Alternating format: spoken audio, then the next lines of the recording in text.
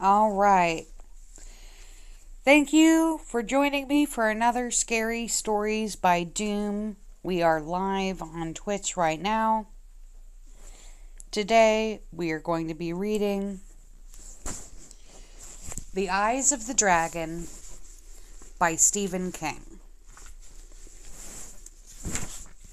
Now, The Eyes of the Dragon was first published in 1987 by Viking Penguin Inc. It was also published simultaneously in Canada.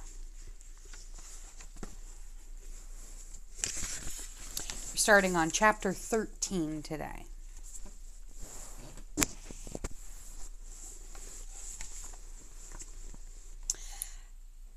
Now let many long years pass, all in a twinkling. One of the great things about tales is how fast time may pass when not much of note is happening. Real life is never that way, and it is probably a good thing. Time only passes faster in histories, and what is a history except a grand sort of tale where passing centuries are substituted for passing years? During those years, Flag watched both boys carefully. He watched them over the aging king's shoulder as they grew up, calculating which should be king when Roland was no more. It did not take him long to decide it should be Thomas, the younger. By the time Peter was 7, he knew he did not like the boy. When Peter was 9, Flag made a strange and unpleasant discovery. He feared Peter as well. The boy had grown up strong and straight and handsome. His hair was dark, his eyes a dark blue that is common to people of the western barony. Sometimes, when Peter looked up quickly, his head cocked a certain way, he resembled his father. Otherwise, he was Sasha's son and almost entirely in his looks and ways. Unlike his short father, with his bow-legged walk and his clumsy way of moving, Roland was graceful only when he was horsed. Peter was tall and lithe. He enjoyed the hunt and hunted well, but it was not his life. He also enjoyed his lessons. Geography and history were his particular favorites. His father was puzzled and often impatient with jokes. The point of most had to be explained to him, and that took away all the fun. What Roland liked was when the jesters pretended to slip on banana peels, or knocked their heads together, or when they staged pie fights in the great hall. Such things were about as far as Roland's idea of good fun extended. Peter's wit was much quicker and more subtle, as Sasha's had been, and his rollicking, boyish laughter often filled the palace, making the servants smile at each other approvingly. While many boys in Peter's position would have become too conscious of their own grand place in the scheme of things to play with anyone not of their own class, Peter became best friends with a boy named Ben Stad when both children were 8. Ben's family was not royalty, and although Andrew Stad, Ben's father, had some faint claim to the high blood of the kingdom on his mother's side, they could not even rightly be called nobility. Squire was probably the kindest term one could have applied to Andy Stad, and Squire's son to his boy. Even so, the once prosperous Stad family had fallen upon hard times, and while there could have been queer choices for Prince's best friend, there couldn't have been many. They met at the annual farmer's lawn party when Peter was 8. The lawn party was yearly ritual most kings and queens viewed as tiresome at best. They were apt to put in a token appearance, drink the quick traditional toast, then be away after bidding the farmers enjoy themselves and thanking them for another fruitful year. This was also part of the ritual, even if the crops had been poor. If Roland had been that sort of king, Peter and Ben would never have gotten the chance to know each other. But as you might have guessed, Roland loved the farmer's lawn party, looked forward to it each year, and usually stayed until the very end, and more than once was carried away drunk and snoring loudly. As it happened, Peter and Ben were paired in the 3-legged sack race, and won it. although it ended up being much closer than it at first seemed it would be. Leading by almost 6 lengths, they took a bad spill, and Peter's arm was cut. "I'm sorry, my prince," Ben cried. His face had gone pale, and he may have been visualizing the dungeons. And I know his mother and father, watching anxiously from the sidelines, were. If it weren't for bad luck, Andy Stad was fond of growling. The Stads would have had no luck at all.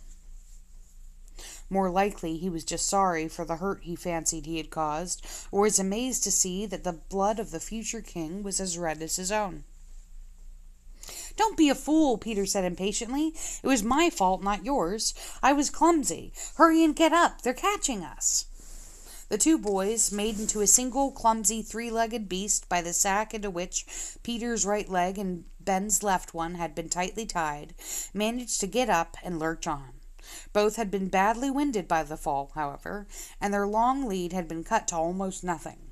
Approaching the finish line were crowds of farmers, not to mention Roland, standing among them without the slightest feeling of awkwardness or of being somewhere he shouldn't, were cheering deliriously. 2 huge, sweating farm boys began to close in. That they would overtake Peter and Ben in the last 10 yards of the race seemed almost inevitable. "Faster, Peter!" Roland bellowed, swinging a huge mug of mead with such enthusiasm that he poured most of it onto his own head. In his excitement, he never noticed. "Jackrabbit, son!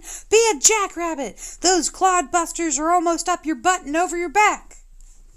Ben's mother began to moan, cursing the fate that had caused her son to be paired up with the prince. "If they lose, he'll have our Ben thrown into the deepest dungeon in the castle," she moaned. "Hush, woman," Auntie said. "He'd not. He's a good king." He believed it, but he was still afraid. Stad luck was, after all, Stad luck. Ben, meanwhile, had begun to giggle. He couldn't believe he was doing it, but he was. "Be a jackrabbit, did he say?" Peter also began to giggle. His legs ached terribly, blood was trickling down his arm, and sweat was flooding his face, which was starting to turn an interesting plum color, but he was also unable to stop. "Yes, that's what he said." "Then let's hop." They didn't look much like jackrabbits as they crossed the finish line. They looked like a pair of strange crippled crows. It was really a miracle they didn't fall, but somehow they didn't. They managed 3 ungainly leaps. The third one took them across the finish line, where they collapsed, howling with laughter. "Jackrabbit!" Ben yelled, pointing at Peter. "Jackrabbit yourself!" Peter yelled, pointing back. They slung their arms around each other, still laughing, and were carried on the shoulders of many strong farmers. Andrew Stad was one of them, and bearing the combined weight of his son and the prince was something he never forgot. To where Roland slipped the blue ribbons over their necks. Then he kissed each of them roughly on the cheek and poured the remaining contents of his mug over their heads, to the wild cheers and huzzas of the farmers. Never, even in the memory of the oldest gaffer there today, had such an extraordinary race had been run. Jesus fucking Christ. The 2 boys spent the rest of the day together, and it soon appeared would be content to spend the rest of their lives together. Because even a boy of 8 has certain duties, and if he is to be king someday, he has even more. The 2 of them could not be together all they wanted to be, but when they could be, they were. Some sniffed at the friendship, and said it wasn't right for the king-in-waiting to be friends with the boy who was little better than a common barony clodbuster. Most, however, looked upon it with approval.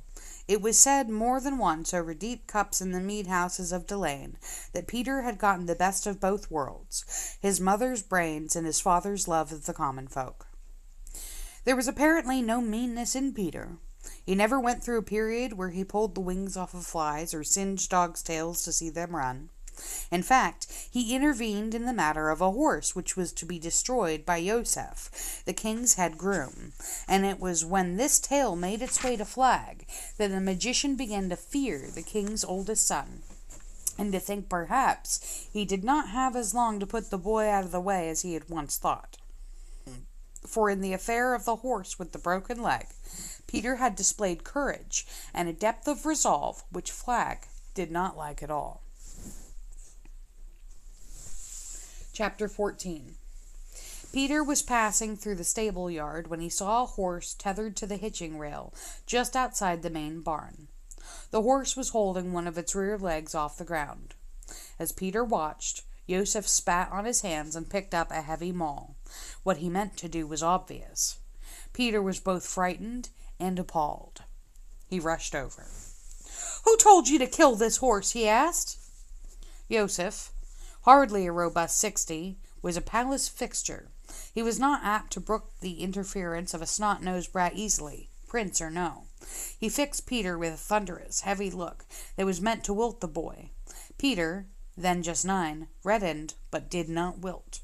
He seemed to see a look in the horse's mild brown eyes which said, "You're my only hope. Whoever you are, do what you can, please." "My father, and his father before him, and his father before him," Yosef said, seeing now that he was going to have to say something, like it or not. "That's who told me to kill it. A horse with a broken leg is no good to any living thing, least of all itself." He raised the maul a little. "You see this hammer as a murder weapon, but when you're older, you'll see it for what it really is in cases such as these. A mercy. Now stand back so you don't get splashed." He raised the maul in both hands. "Put it down," Peter said.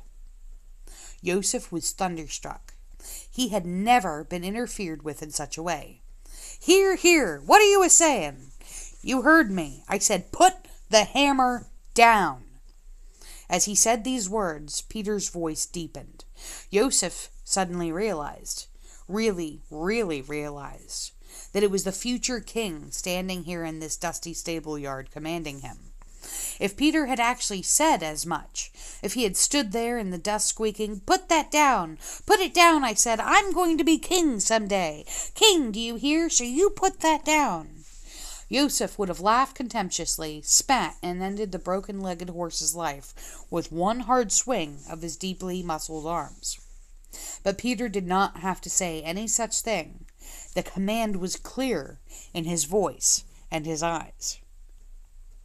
"Your father shall hear of this, my princeling," Yosef said. "And when he hears it from you, it will be for the second time," Peter replied. "I'll let you go about your work with no further complaint, Lord High Groom, if I may put a single question to you, which you answer yes." "Ask your question," Yosef said. He was impressed with the boy, almost against his will. When he had told Yosef that he, Peter, would tell his father of the incident first, Yosef believed he meant what he said. The simple truth shone in the lad's eyes. Also, he had never been called Lord High Groom before, and he rather liked it. "Has the horse doctor seen this animal?" Peter asked. Yosef was thunderstruck. "That is your question? That?" "Yes." "Dear creeping gods, no!" he cried, and seeing Peter flinch, he lowered his voice, squatted before the boy, and attempted to explain. "A horse with a broken leg is a goner, your highness, always a goner. Leg never mends right. There's apt to be blood poisoning. Terrible pain for the horse. Terrible pain. In the end, its poor heart is apt to burst, and it takes a brain fever and goes mad. Now, do you understand what I meant when I said this hammer was mercy rather than murder?" Peter thought long and gravely, with his head down. Yosef was silent, squatting before him in an almost unconscious posture of deference, allowing him the full courtesy of time. Peter raised his head and asked, "You say everyone says this?" "Everyone, your highness. Why, my father, then we'll see if the horse doctor says it too." "Oh, pah!" the groom bellowed and threw the hammer all the way across the courtyard. It sailed into the pig pen and struck head down in the mud. The pigs grunted and squealed and cursed him in their piggy Latin. Yosef, like Flag, was not used to being balked and took no notice of them. He got up and stalked away.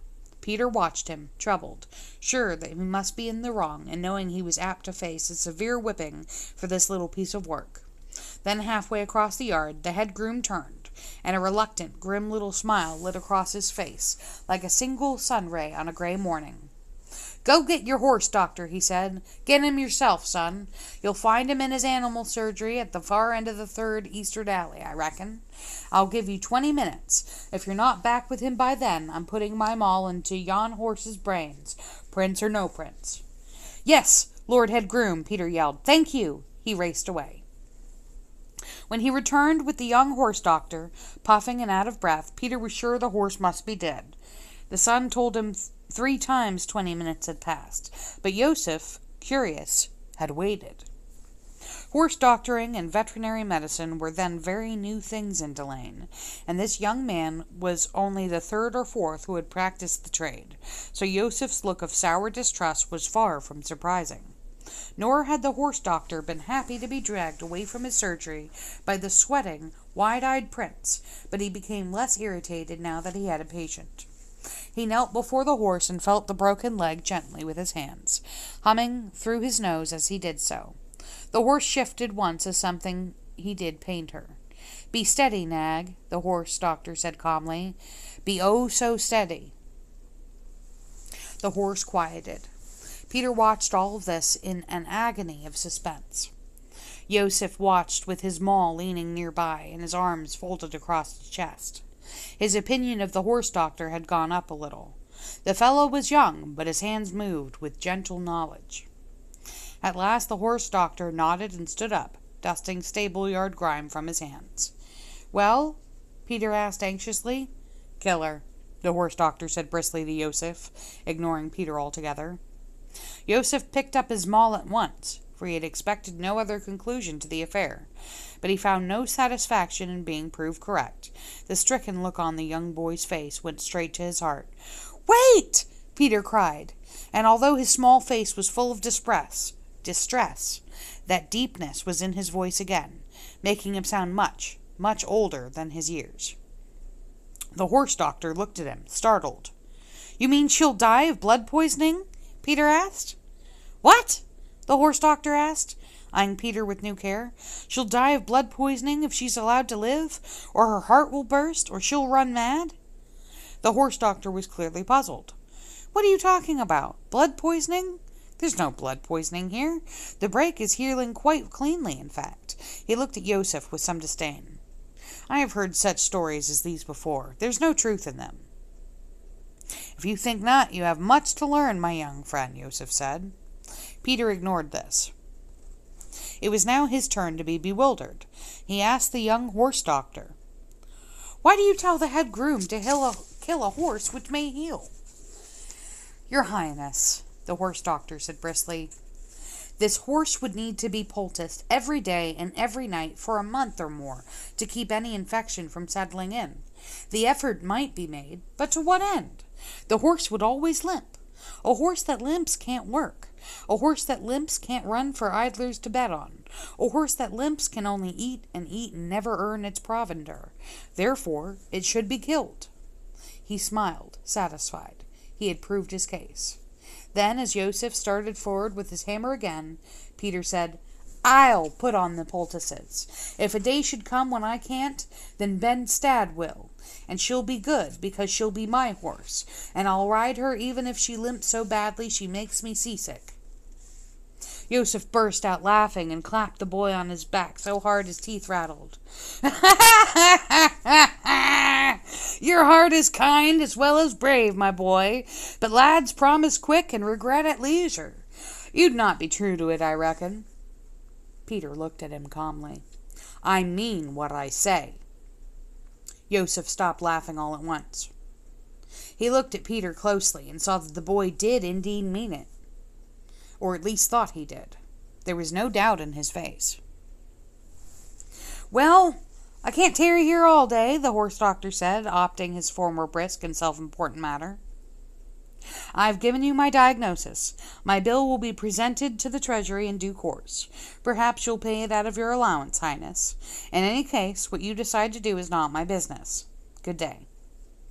Peter and the head groom watched him walk out of the stable yard, trailing a long afternoon shadow at his heels. "He's full of dung," Joseph said when the horse doctor was out of the gate, beyond earshot, and thus unable to contradict his words. "Mark me, your Highness, and save yourself a lot of grief. There never was a horse with a busted leg didn't get blood poisoning. It's God's way. I'll want to talk to my father about this, Peter said. And so I think you must, Joseph said heavily. But as Peter trudged away, he smiled. He thought the boy had done right well for himself. His father would be honor-bound to see the boy was whipped for interfering with his elders, but the head groom knew that Roland was set a great store by both his sons in his old age. Peter perhaps a bit more than Thomas, and he believed that the boy would get his horse. Of course, he would also get heartbreak when the horse died, but as the horse doctor had quite rightly said, that was not his business. He knew about the training of horses. The training of princes was best left in other hands. Peter was whipped for interfering in the head groom's affairs, and although it was no solace to his stinging bottom, Peter's mind understood that his father had afforded him a great honor by administering the whipping himself, instead of handing Peter over to an underling who might have tried to curry favor by making it easy on the boy. Peter could not sleep on his back for 3 days, and was not able to eat sitting down for nearly a week. But the head groom was also right about the horse. Roland allowed Peter to keep her. "It won't take up your time for long, Peter," Roland advised him. "If Joseph says it will die, it will die." Roland's face was a bit pale, and his old hands were trembling. The beating had pained him more than it had pained Peter, who really was his favorite, although Roland foolishly fancied no one knew this but himself. "I don't know," Peter said. "I thought that horse-doctoring fellow knew what he was talking about." It turned out the horse-doctoring fellow had. The horse did not take blood poisoning, and it did not die, and in the end its limp was so slight that even Joseph was forced to admit it was hardly noticeable. "At least when she's fresh," he amended. Peter was more than just faithful about putting on the poultices. He was nearly religious. He changed old for new 3 times a day, and did it a 4th time before he went to bed. Ben Stad did it in for Peter from time to time, but those times were few. Peter named the horse Peony, and they were great friends ever after. Flagg had most assuredly been right about one thing on the day he advised Roland against letting Peter play with the dollhouse. Servants were everywhere. They see everything, and their tongues wag. Several servants had witnessed the scene in the stable yard, but if every servant who later claimed to have been there had really been, there would have been a mob of them crowded around the edges of the stable yard that hot summer. That had, of course, not been the case, but the fact that so many of them found the event worth lying about was a sign that Peter was regarded as an interesting figure indeed. They talked about it so much that it became something of a 9 days' wonder in Delane. Joseph also talked so, for that matter, did the young horse doctor. Everything that they said spoke well for the young prince.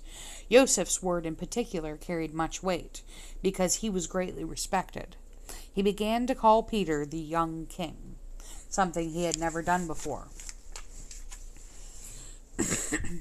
"I believe God spared the nag because the young king stood up for her so brave-like," he said. "And he worked at them poultices like a slave. Brave he is. He got the heart of a dragon. He'll make a king some day, all right. Aye, you should have heard his face. Jesus Christ. Aye, you should have heard his voice when he told me to hold them all. It was a great story, all right, and Joseph drank on it for the next 7 years, until Peter was arrested for a hideous crime, judged guilty, and sentenced to imprisonment in the cell atop the Needle for the rest of his life." Chapter 15. Perhaps you are wondering what Thomas was like, and some of you may already be casting him in a villain's part, as a willing co-schemer in Flagg's plot to snatch the crown away from its rightful owner. That was not really the case at all, although to some it always seemed so, and of course Thomas did play a part. He did not seem, I admit, to be a really good boy, at least not at first glance. He was surely not a good boy in the way that Peter was a good boy, but no brother would have looked really good beside Peter, and Thomas knew it well by the time he was 4. That was the year after the famous sack race, and the one in which the famous stable yard incident took place. Peter rarely lied and never cheated. Peter was smart and kind, tall and handsome. He looked like their mother, who had been so deeply loved by the king and the people of Delane.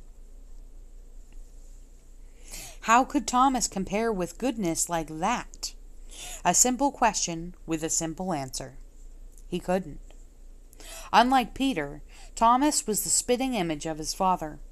This pleased the old man a little, but it didn't give him the pleasure most men feel when they have a son who carries the clear stamp of their features. Looking at Thomas was too much like looking into a sly mirror. He knew that Thomas's fine blonde hair would gray early and then begin to fall out. Thomas would be bald by the time he was 40. He knew that Thomas would never be tall, and if he had his father's appetite for beer and mead, he would be carrying a big belly before him by the time he was 25. Already his toes had begun to turn in, and Roland guessed Thomas would walk with his own bow-legged swagger. Thomas was not exactly a good boy, but you must not think that made him a bad boy. He was sometimes a sad boy, often a confused boy. He took after his father in another way as well. Hard thinking made his nose stuffy, and his head feel like boulders were rolling around inside. And often a jealous boy, but he wasn't a bad boy. Of whom was he jealous? Why, of his brother, of course. He was jealous of Peter. It wasn't enough that Peter would be king. Oh, no. It wasn't enough that their father liked Peter best, or that the servants liked Peter best, or that the teachers liked Peter best because he was always ready at lessons and didn't need to be coaxed. It wasn't enough that everyone liked Peter best, or that Peter had a best friend. There was one more thing. When anyone looked at Thomas, his father the king most of all, Thomas thought he knew what they were thinking. We loved your mother, and you killed her in your coming. And what did we get out of the pain and death you caused her? A dull little boy with a round face that has hardly any chin. A dull little boy who couldn't make all 15 of the great letters until he was 8. Your brother Peter was able to make them all when he was 6. What did we get? Not much. Why did you come, Thomas? What good are you? Throne insurance? Is that all you are? Throne insurance in case Peter the Precious should fall off his limping nag and crack his head open? Is that all? Well, we don't want you. None of us want you. None of us want you. The part Thomas played in his brother's imprisonment was dishonorable, but even so, he was not really a bad boy. I believe this, and I hope that in time you will come to believe it too.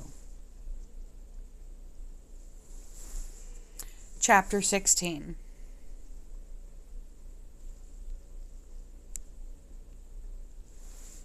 Once, as a boy of 7, Thomas spent a whole day laboring in his room, carving his father a model sailboat. He did it with no way of knowing that Peter had covered himself with glory that day on the archery range, with his father in attendance. Peter was not ordinarily much of a bowman. In that area, at least, Thomas would turn out to be far superior to his older brother. But on that one day, Peter had shot the junior course of targets like one inspired. Thomas was a sad boy, a confused boy, and he was often an unlucky boy. Thomas had thought of the boat because sometimes, on Sunday afternoons, his father liked to go out on the moat which surrounded the palace and float a variety of model boats. Such simple pleasures made Roland extremely happy, and Thomas had never forgotten one day when his father had taken him, and just him, along. In those days, his father had an adviser whose only job was to show Roland how to make paper boats, and the king had conceived of a great enthusiasm for them. On this day, a hoary old carp had risen out of the mucky water and swallowed one of Roland's paper boats whole. Roland had laughed like a boy and declared it was better than a tale about a sea monster. He hugged Thomas very tight as he said so, and Thomas never forgot that day. The bright sunshine, the damp, slightly moldy odor of the moat water, the warmth of his father's arms, the scratchiness of his beard. So, feeling particularly lonely one day, he had hit on the idea of making his father a sailboat. It would not be a really great job, and Thomas knew it. He was almost as clumsy with his hands as he was at memorizing his lessons. But he also knew that his father could have any craftsman in Delane, even the great Ellender himself, who was now almost completely blind, make him boats if he so desired. The crucial difference, Thomas thought, would be that Roland's own son had taken a whole day to carve him a boat for his Sunday pleasure. Thomas sat patiently by his window, urging the boat out of a block of wood. He used a sharp knife, nicked himself times without number, and cut himself badly once. Yet he kept on, aching hands or no. As he worked, he daydreamed of how he and his father would go out on Sunday afternoon and sail the boat. Just the two of them, all alone, because Peter would be riding peony in the woods or off playing with Ben, and he wouldn't even mind if that same carp came up and ate his wooden boat, because then his father would laugh and hug him and say it was better than a story of sea monsters eating an undone clipper ship whole. But when he got to the king's chamber, Peter was there, and Thomas had to wait for nearly half an hour with the boat hidden behind his back while his father extolled Peter's bowmanship.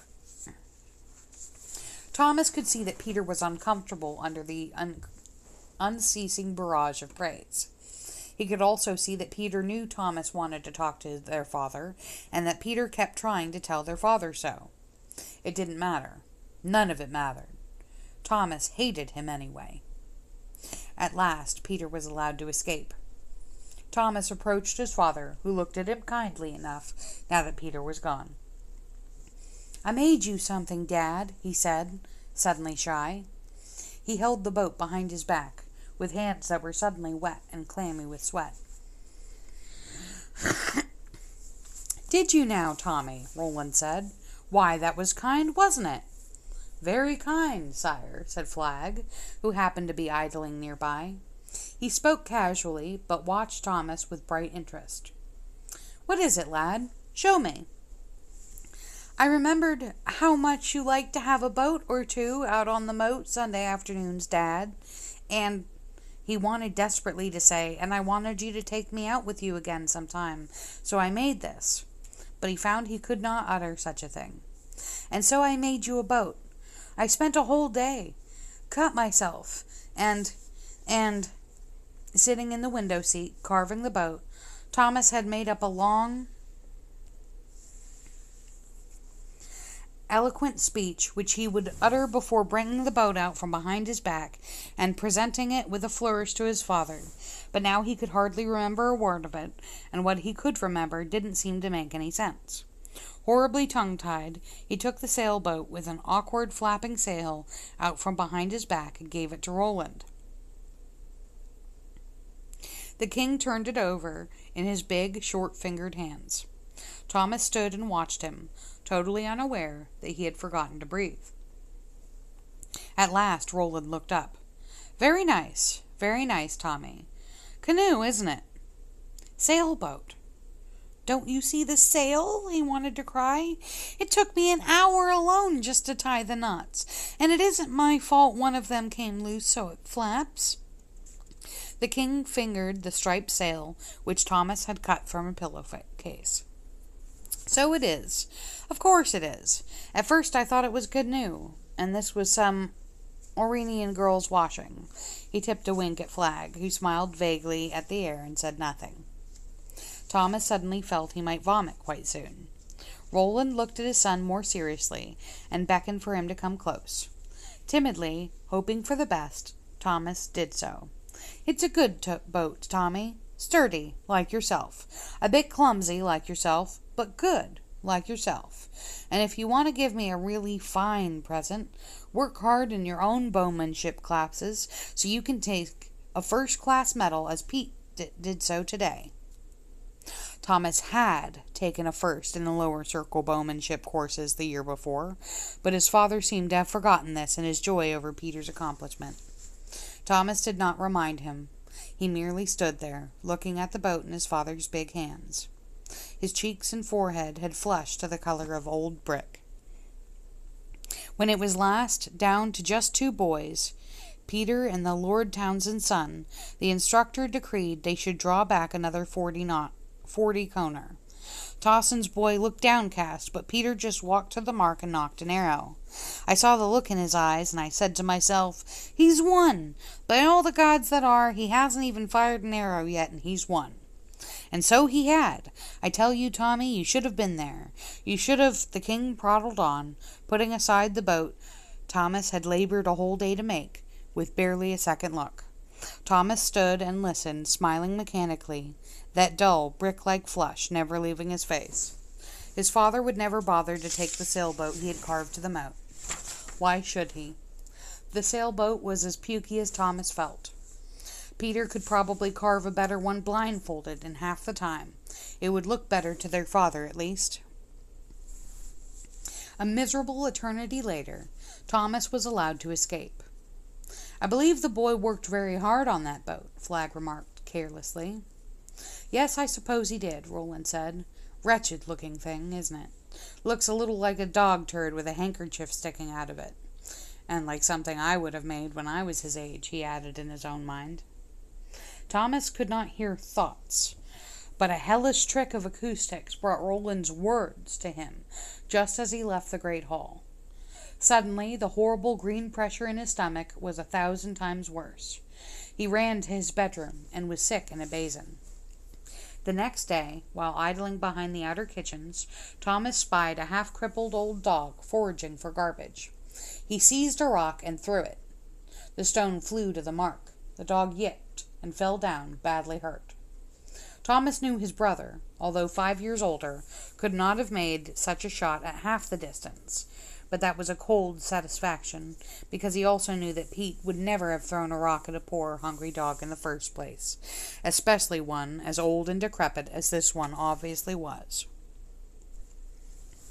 For a moment, compassion filled Thomas's heart, and his eyes filled with tears. Then, for no reason at all, he thought of his father saying, "Looks like a little like a dog turd with a handkerchief sticking out of it." He gathered up a handful of rocks and went over to where the dog lay on its side, dazed and bleeding from one ear. Part of him wanted to let the dog alone, or perhaps heal it as Peter had healed Peony, and make it his very own dog and love it forever. But part of him wanted to hurt it, as if hurting the dog would ease some of his own hurt. He stood above it, undecided, and then a terrible thought came to him. Suppose that dog was Peter. That decided the case. Thomas stood over the old dog and threw stones at it until it was dead. No one saw him, but if someone had, he or she would have thought, "There's a boy who is bad and perhaps even evil." But the person who saw only the cruel murder of the dog would not have seen what had happened the day before, would not have seen Thomas throwing up into a basin and crying bitterly as he did it. He was often a confused boy, often a sadly unlucky boy, but I stick to what I said. He was never a bad boy, not really. I also said no one saw the stoning of the Mongol dog behind the outer kitchens, but that was not quite true. Flagg saw it that night in his magic crystal. He saw it and was well pleased by it. Alright, that's going to be it for today. I'm not actually feeling all that well today. I do want to thank you for joining me for another Scary Stories with Doom. As you noticed, today is Wednesday, not Tuesday. It is going to be moved to Wednesday mornings rather than Tuesday afternoons. Every Wednesday morning, we are going to be reading something. It might be Stephen King, it might be something that I wrote, it might be somebody else. Once again, I do really want to thank you for joining. I want to remind you to follow KayTStrange on Facebook, TikTok, Twitter, Twitch, Snap, and subscribe to my YouTube channel, Doomed. Like, subscribe, share, but most definitely, watch.